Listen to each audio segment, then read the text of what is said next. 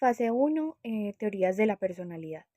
Bueno, esta materia es de la Universidad de Investigación y Desarrollo, dada por el doctor Edgar Daniel Eslava Sandoval, por la estudiante Jenny Isabel López Moya del cuarto semestre de Psicología.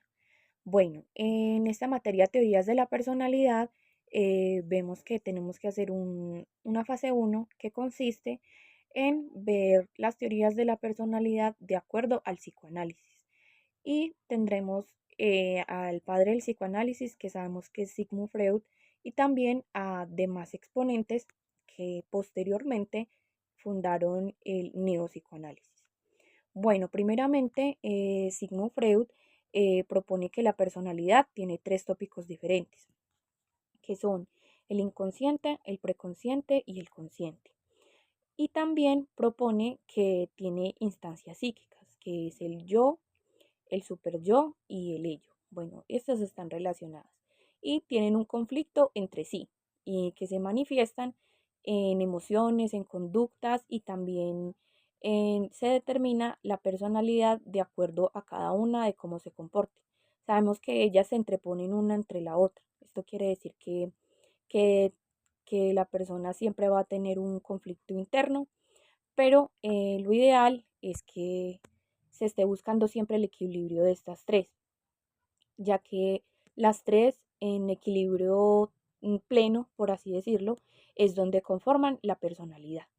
Bueno, la personalidad, hay dos tipos de personalidad según Sigmund Freud. Bueno, hay varios, pero pues se entiende que está la que es normal y la que es patológica.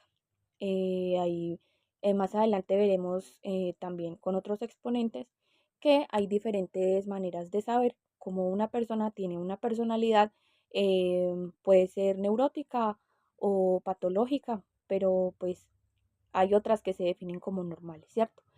Bueno, se considera normal si está regulada, si está plena y si, como lo mencionamos ahorita, el yo y el superyo están equilibrados. Bueno, el ello es el principio de placer, es ahí donde está el inconsciente. El yo es el principio de la realidad, que el super yo y la realidad se, se sobreponen una con la otra, ¿cierto? Bueno, y el super yo es la realidad de la incorporación en el yo. Bueno, que representa restricciones morales, lo que ya sabemos, lo que se aprende, los valores que aprendemos. Y también allí es donde vemos el complejo de Edipo, que entendemos que el complejo de Edipo es un complejo con el que nacen todos los niños de un cierto enamoramiento que tienen hacia su madre, que esto les va a ayudar a forjar una parte de la personalidad de acuerdo a cómo manejen esto. Sabemos que la personalidad se forja desde la infancia y más adelante veremos que unos exponentes también proponen que incluso desde antes.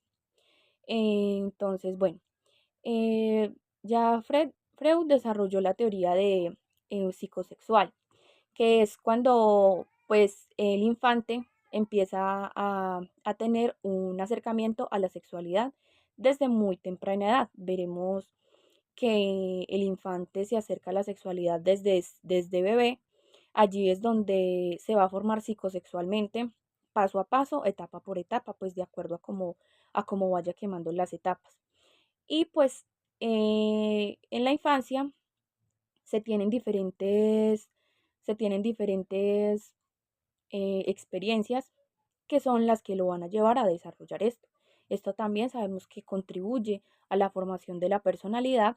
eh, y bueno, tiene 5 fases el, el modelo que propone Freud, que es la fase oral, la fase anal, la fase fálica, la fase latente de latencia y la fase genital. Bueno, la fase oral es cuando el bebé descubre que siente cierto placer al succionar el seno de su madre o el biberón o el chupón, y entonces sabemos que este reflejo que ellos tienen de succión les va a dar un placer. Este es el primer acercamiento al placer que tiene el bebé.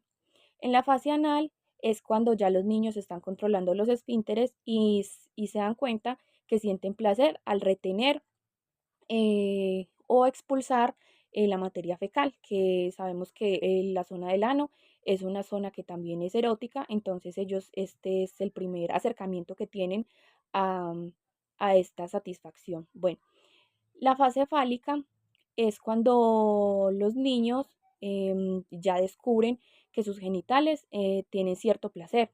Entonces, pues ellos ya descubren que es una parte que si se tocan les va a causar placer y este es otro de las fases pues que se tienen que quemar de esta etapa. Allí es donde van descubriendo su cuerpo y van descubriendo quiénes son.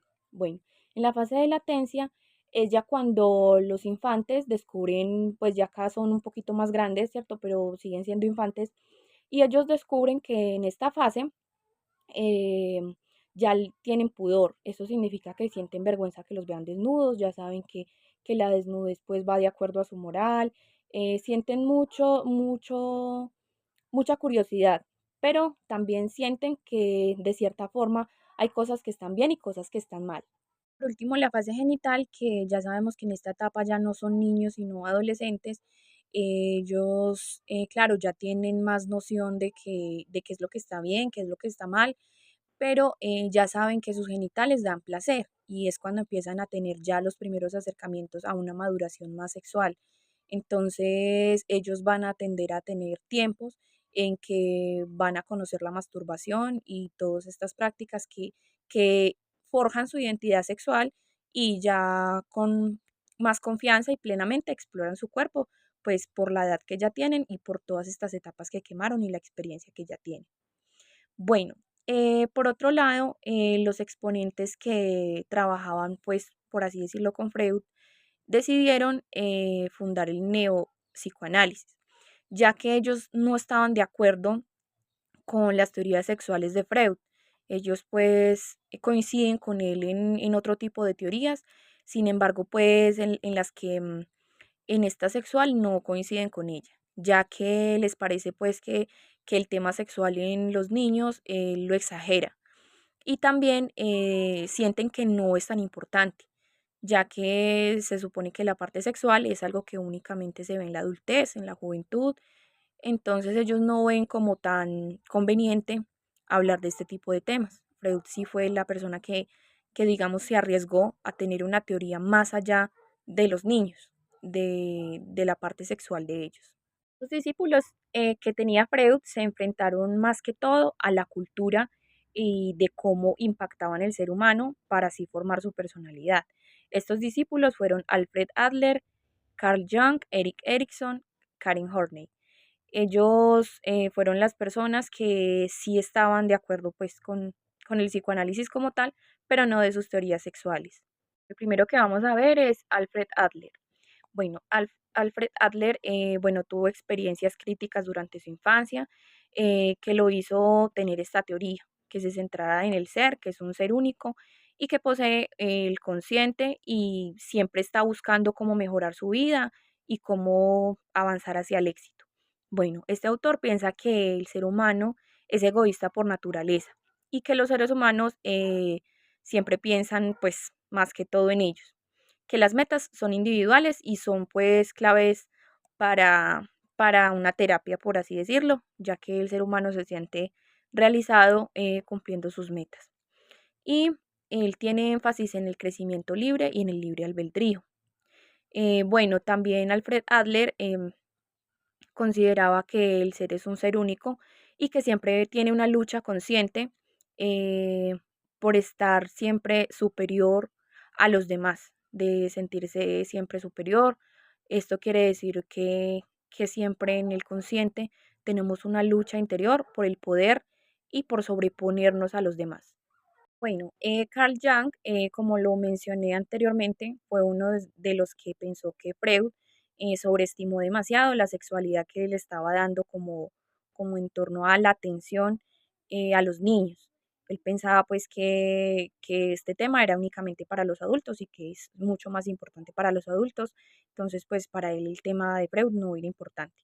Para él mayormente era importante el inconsciente y pensar que el líbido era más bien como algo de la psique o más bien espiritual para él no tenía nada que ver como con las etapas corporales o los cambios corporales que tenía el ser humano.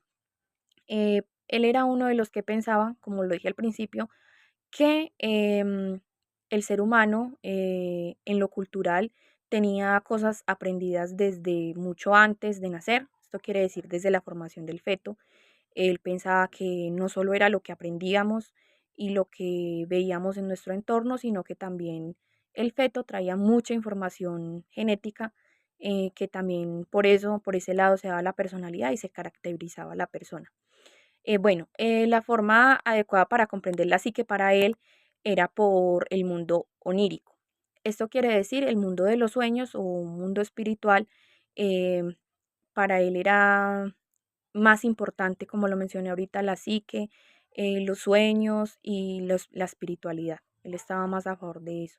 Bueno, el inconsciente colectivo, él pensaba que veníamos pues desde nuestros antepasados con ciertos rasgos, ciertas características en nuestra personalidad. Y bueno, él denomina la personalidad como un sí mismo. Esto quiere decir que poseíamos cualidades y potencialidades que las íbamos desarrollando a medida que crecíamos. Esto quiere decir que veníamos con ella, como lo mencioné, veníamos con ciertas potencialidades y ciertas cualidades, pero ya iba de acuerdo a cada persona, cómo las iba desarrollando y cómo las iba forjando. Erickson pensaba es que la personalidad era cultural, así como otros autores ya lo habían descrito, era cultural, también tenía ciertos rasgos biológicos, pero también tenía mucho que ver con las relaciones interpersonales. El ser humano siempre está buscando la aceptación y pues encajar en la sociedad, encajar con las demás personas, y esto le va a ayudar a la resolución de conflictos. Bueno, también depende de ciertas características biológicas, como lo mencioné, y los seres humanos son diferentes según sus fortalezas del yo. Esta es la misma teoría del anterior autor, pues que nosotros siempre tenemos ciertas potencialidades, pero ya depende de cada persona cómo las desarrolla. Todos podemos nacer con las mismas cualidades, pero ya depende del entorno cultural, el entorno en que la persona fue criado, y allí es donde se forja uno de los tipos de personalidad. Bueno, Erik Erikson pensaba que habían 8 etapas de desarrollo de la personalidad, que va desde la infancia hasta ya una edad madura. Esto quiere decir que pues en cada etapa de nuestra vida siempre estamos forjando algo nuevo. Los infantes, que van desde 0 a 1 año, empiezan a forjar confianza frente a la desconfianza. La niñez temprana, que es de 1 a 3 años, empieza a forjar autonomía frente a la desconfianza. La niñez, que va de 3 a 6 años, empieza a forjar iniciativa frente a la culpa. La niñez tardía, que es de 6 a 12 años, empieza a forjar laboriosidad frente a la inferioridad. Bueno, en la adolescencia, que es de 12 a 19 años, empieza a forjar identidad frente a confusiones de roles. Y bueno, la juventud, que va de 19 a 40 años, empieza a forjar intimidad frente a aislamiento. La adultez, que va de 40 a 65 años, empieza a forjar generatividad frente a estacionamiento. Y la etapa ya madura, que es la última, que es de 65 o más años, empieza a forjar integridad frente a desesperación. Bueno, y por último, Karen Horney, también como sus otros compañeros, igualmente piensa que la personalidad se forja a partir de la cultura. Pues ella dice que de la cultura es la fuerza de desarrollo de la personalidad. Y en la cultura y cuando se va formando la personalidad es cuando hace la diferencia entre hombres y mujeres, ya que los hombres actúan de una manera y las mujeres de otra, también en torno a la cultura. Bueno, el inconsciente es como la instancia que interfiere en la personalidad. Sin embargo, ella tampoco está de acuerdo con que en la personalidad tenga algo que ver la sexualidad. Únicamente pues es como lo cultural, lo que ella muestra. Bueno, las circunstancias interpersonales de por sí generan ansiedad y hostilidad básica. Las circunstancias interpersonales son muchas veces la estabilidad económica, la cultura, lo social, lo ambiental y todo pues lo que nos rodea tiende a mejorar o desmejorar pues nuestra personalidad. Eh, Ella da 3 tipos de personalidades básicas, que es, la solución de autoanularse, la solución expansiva y la solución de la renuncia. Respectivamente, ella dice que son personalidades complasivas, agresivas y despegadas, que es cuando en cierta situación decidimos ir hacia la gente, ir contra la gente o alejarse de la gente. Esto es lo que para ella divide las personas y nos muestra pues cómo son. Bueno, ella propone eh, que hay personalidades neuróticas, ¿cierto? Unas más que otras, pero las 10 principales proponen que son una persona neurótica, que es que el yo ideal no va acorde con el yo real, como por el contrario la persona sana, el yo ideal y el yo real van de la mano.